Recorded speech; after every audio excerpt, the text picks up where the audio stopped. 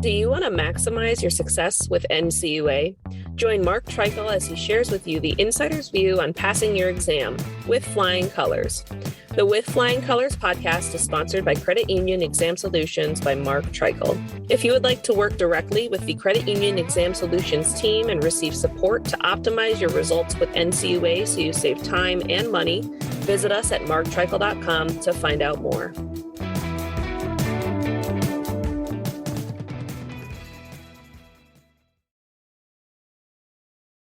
Hey everyone, this is Mark Treichel with another episode of With Flying Colors. Last week, NCUA issued their quarterly credit union data summary for the second quarter, something obviously that comes out every quarter, and I take a look at that. I used to take a look at it when I was at NCUA from a couple different angles, and now I look at it from a new light now that I do podcasts and consult with credit unions. But in any event, there's 4 or 5 or 6 takeaways from this that I wanted to mention in a very short podcast.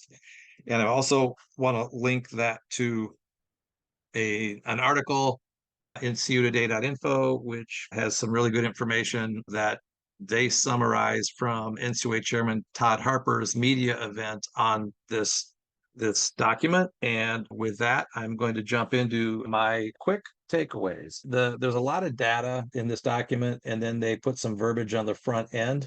And I'm going to highlight a couple of those items. First and foremost, delinquency, they highlight, is up, and charge-offs are up. Specifically, charge-offs have increased 82% year over year, and delinquency is up 31% year over year.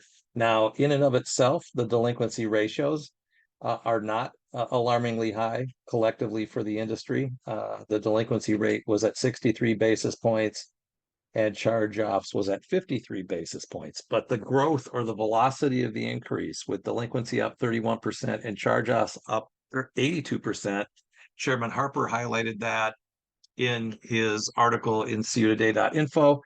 And I can tell from the conversations I'm having with credit unions that NCUA is a little concerned about whether or not there will be a soft landing or not in the economy, whether or not there'll be a recession, and how that might impact credit unions' operations and earnings and delinquency because of provision for loan loss, et cetera, et cetera. The other related point to that is that total loans outstanding increased 12.6% to 1.56 trillion. So I know I'm throwing a lot of numbers at you, but total loans outstanding increased 12+% over the last year, which means that, as better than I, when loans first go on the books, unless there's fraud involved, they tend to not go delinquent right away, so that when there's growth in loans, your delinquency and your charge-offs are lagging indicators, meaning that there's probably a higher ratio coming in the next quarter or two until there's some sort of equilibrium where the loan growth slows so that the delinquency and charge-offs can catch up. If they don't slow, obviously that number is always chasing the other number. All right. Another point I wanted to make is that there's some interesting data, not surprising data, but on total investments. They had a chart on the front page 2I on total investments falling 46 billion over that year. And interestingly, you can take a look at what happened in the buckets. So less than a year, investments less than a year actually increased 4.6%. Why? Because people are going shorter term, that credit unions were hit square between the eyes, banks were hit square between the eyes with what the Fed did, raising rates so quickly, a lot of underwater investments, and so people were shortening up their duration on investments because you can make a substantial amount in Fed funds, et cetera, et cetera. Investments less than a year have grown. Also, that would play into the way that NCUA is hammering credit unions on liquidity, is that they're building their shorter term investment portfolio. The investments 1 to 3 decreased 7%. The investments 3 to 5 decreased 28%, and investments 5 to 10 decreased 11.6%. So 1 to 3 down 7, 3 to 5 down 28, 5 to 10 down 11.6%. Why? Because everybody wanted to shorten their investment structure and their investment duration down. They needed the liquidity, and you could earn funds on a shorter basis.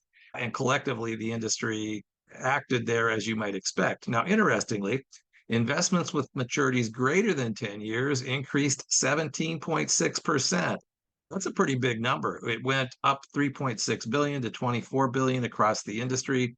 So there are credit unions out there that are going, all right, I had liquidity. I wasn't all loaned out or underwater in my investments or some combination of those two. And it looks to me like those credit unions have taken advantage of booking some longer term interest rates on investments greater than 10 years. That was really an aha stat for me when I took a look at this. If that's something you did, I think that's probably a pretty wise move, depending on all other variables. But that really struck me as a big change on how credit unions are reacting to their investment portfolio. No surprise below 10 years, but I was caught off guard a little bit that people are taking advantage of over 10-year investments to, again, take that yield, anticipating that eventually rates will go back down. All right. I also wanted to mention that, let's see, on page 12, I think it is, which is one of my favorite pages. When I was talking about delinquency in commercial loans actually has gone down. So the chart goes all the way back to 2017. In 2017, delinquency rate in commercial loans was 1.6%, and it was never higher than that since that time on a quarterly basis. And at the end of the second quarter, it was at 42 basis points, which is only up. It's exactly the same. It's exactly the same as it was a year ago. So commercial delinquency is not up, which when you read the Wall Street Journal or Bloomberg or any of the other news media out there, there is this concern about commercial loan delinquency going up. You also hear that a lot of that commercial loan is ballooning 5 years out. So maybe those balloons haven't hit yet, but it also surprised me a little bit that commercial delinquency has not gone up over the last year. Okay, two more quick items on the CUtoday.info. It looks to me like at the end they dropped in some other issues. So I believe, this is my interpretation, that once Chairman Harper talked to the media about these trends, he had a wrap up, and the wrap up covers some other things. And I want to cover two items there. Harper reminded, or actually three items. Harper reminded that payments on federally guaranteed student loans will resume in October after a long hiatus, and that households operating at the margins could face tough budgeting decisions, including deciding whether to pay their government student loan, their auto loan, their credit card, their mortgage, or their private student loan debt. Credit unions should carefully monitor any changes in loan performance that may be related to the reinstitution of payments and work with members experiencing problems, Chairman Harper said. So you hear that a lot, again, in the media, in the financial news media, that now that students are going to have to pay their loans, something may have to give, and that could increase liquidity. And Chairman Harper wanted to make sure that credit unions were aware of that. He also mentioned that during the pandemic, overall credit scores rose as a result of the government stimulus payments, but those programs also serve to, quote unquote, mask problems that may be starting to reveal themselves, meaning some member credit scores may not be as good as initially thought to be. So there's 2 points where they're highlighting and signaling that they think delinquency could go up because of student loans having to be repaid, and that the pandemic cash influx has been eaten up, and that both of those things could impact loan quality and credit scores. Lastly, and this is very consistent with what I'm hearing from credit unions, Chairman Harper said that there has been a recovery from the first quarter among credit unions when it comes to liquidity pressures. But there are some concerns. We do have individual credit unions with quality issues, including the number of credit unions with more than $1 billion in assets, and we are working with them to help them to manage their liquidity risks and to take earlier actions so that those potential liquidity risks don't grow into actual problems. Every credit union I talk to is getting hit pretty hard on liquidity and sensitivity. NCUA has a full court press on that. It was in their priority letter this year, will likely be in their priority letter next year, which will come out in January.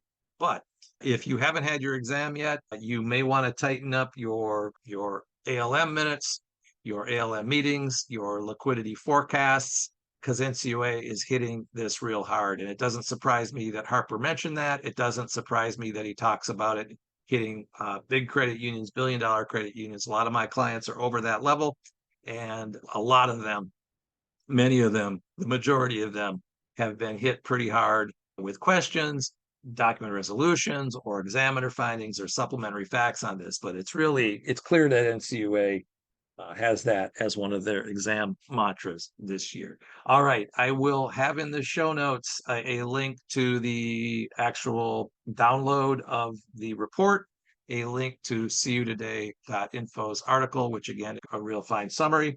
And with that, I will wrap it up. I hope you have a great day. And this is Mark Treichel signing off with Flying Colors. Thank you for listening.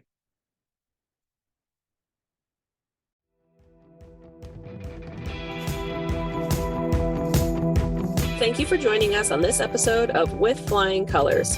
Subscribe on your favorite podcast app to hear future episodes where subject matter experts of all varieties will provide tips on how to achieve success with NCUA. If you would like to learn more about how we assist credit unions, check out our services at marktreichel.com.